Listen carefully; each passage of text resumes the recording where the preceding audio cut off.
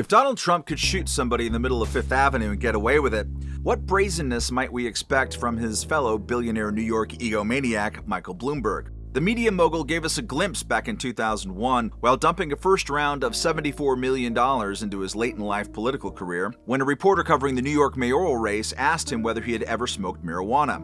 "You bet I did, and I enjoyed it," Bloomberg bragged. Talk about do as I say, not as I did.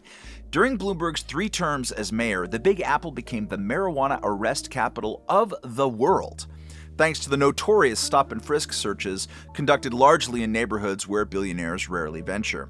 But Mayor Mike's conscience has never been noticeably troubled by such obvious disparities under the law.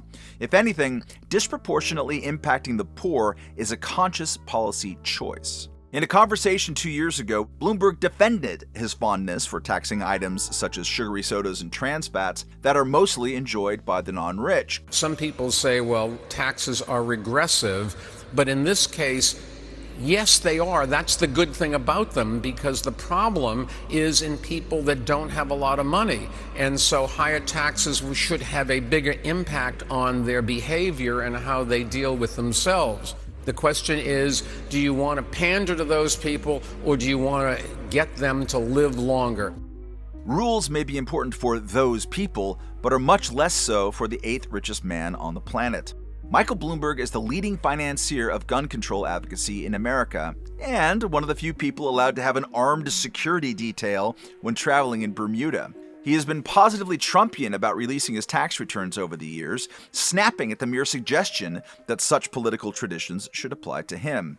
And as recently as January 2019, even as the rest of the Democratic Party was finally evolving toward ending federal prohibitions on the marijuana Bloomberg once enjoyed, he called pot legalization perhaps the stupidest thing we've ever done. If George W. Bush and Barack Obama ushered in the return of the Imperial Presidency, Trump, and potentially Bloomberg, represents a further devolution toward the Imperious Presidency.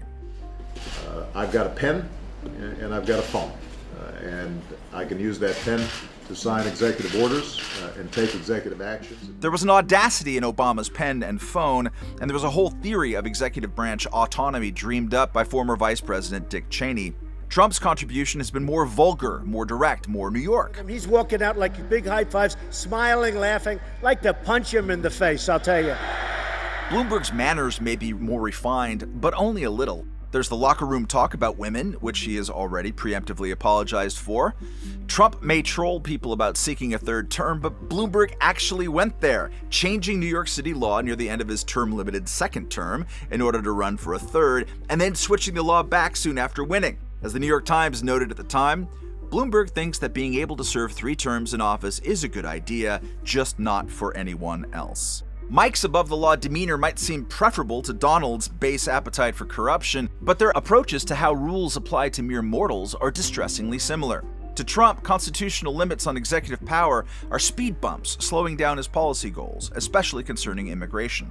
To Bloomberg, policy ends justify even unconstitutional means. Before very recently changing his mind on stop and frisk, the former mayor defended it, as he did with the New York Times in September 2018, like this: "I think people, the voters, want low crime. They don't want kids to kill each other."